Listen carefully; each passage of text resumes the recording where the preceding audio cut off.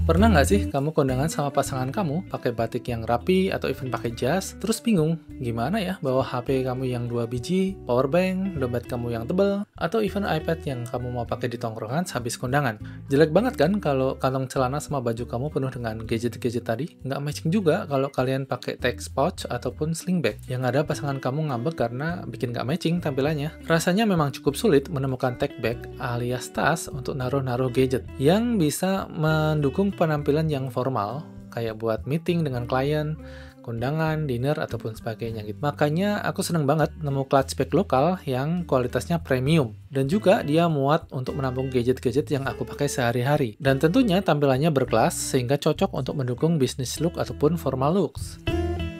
Ini adalah Timbre Clutch Bag by Ground Studio dari Bandung.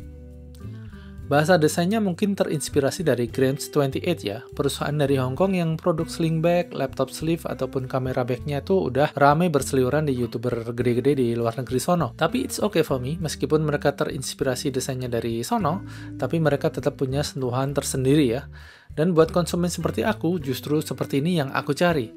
Desainnya boleh terinspirasi dari brand yang keren di luar sono, tapi kualitas produksi dan materialnya tetap dijaga supaya bagus. Dan tentunya harga lokal ya, alias harganya terjangkau. Bahasa desainnya itu simple, minimalis tapi sangat berkelas. Cuttingnya simple, kotak aja, nggak aneh-aneh gini. Tampilan depannya itu polos, nggak ada kompartemen di luar, hanya dihiasi berupa lining jahitan sebagai aksen gitu ya, sama tulisan Grounds pakai font simple yang pakai foil warna silver. Very humble but very nice. Perfecto. Sebuah desain yang humble namun justru mampu menonjolkan tekstur top grain leather full black yang dipakainya. Dan tentu saja lolos sniffing test ya. Baunya tuh loh, bau kulit asli. Aroma leather yang khas dan tekstur kulitnya yang mewah sungguh memuaskan indera kita ketika pegang, melihat, ataupun memakainya.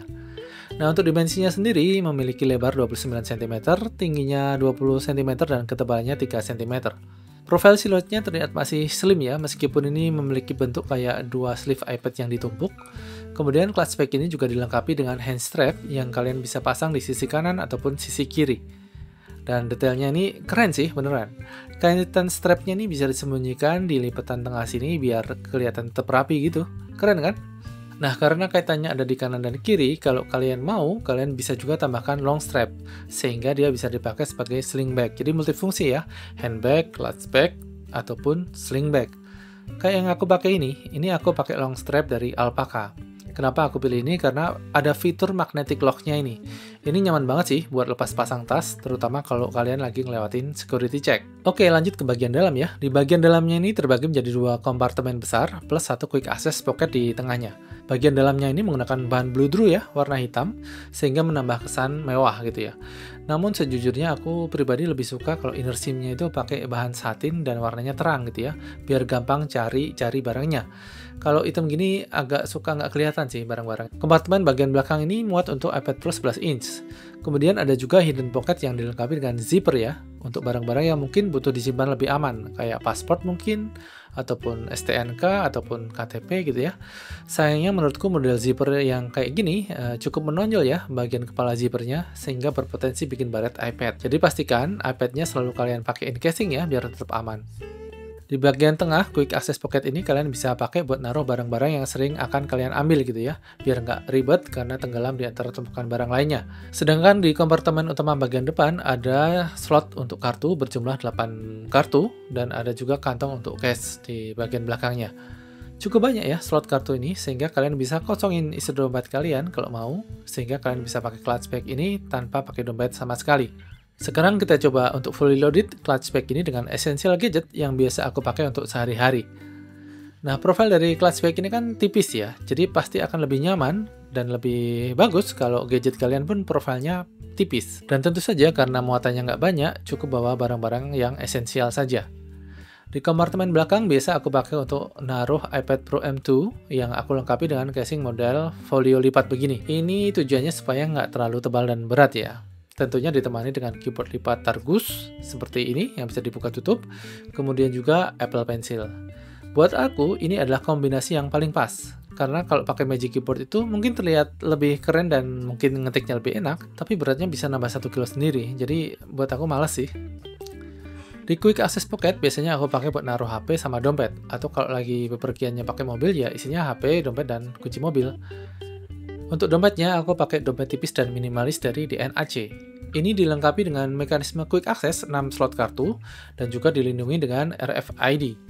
So, ini relatif aman supaya kartu-kartu kalian nggak dihack lewat radio frekuensi oleh hacker-hacker. Di bagian depannya bisa untuk beberapa lembar uang kertas yang mesti dilipat dulu ya, sama sedikit koin. Tapi biasanya aku sih nggak pakai buat koinnya, aku pakai buat naruh tile tracker supaya bisa tracking dompetnya kalau ketinggalan.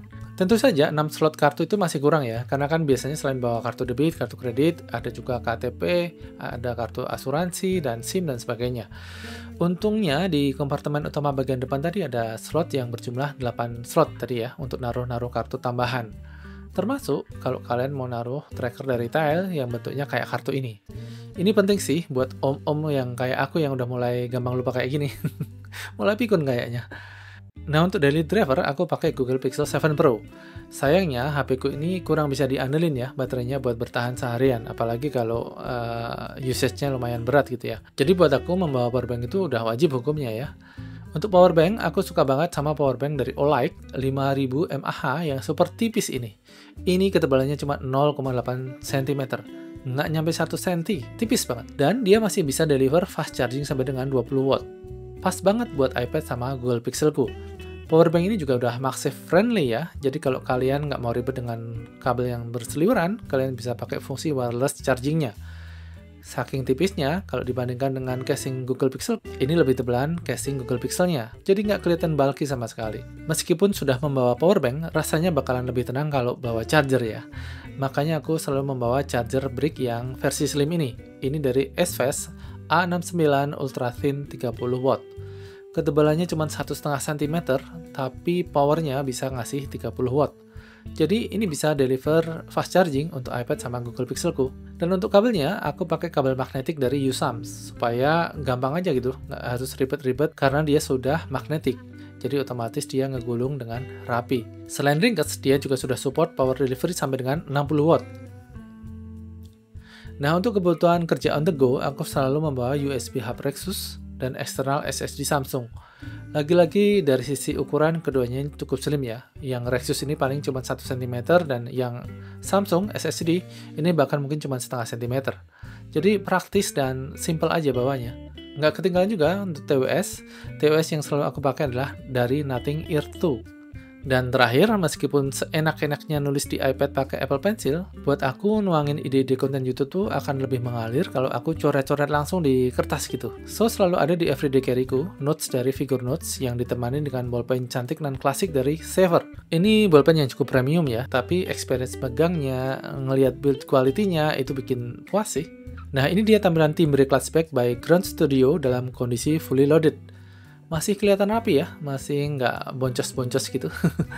Sehingga masih terlihat formal dan masih terlihat mewah.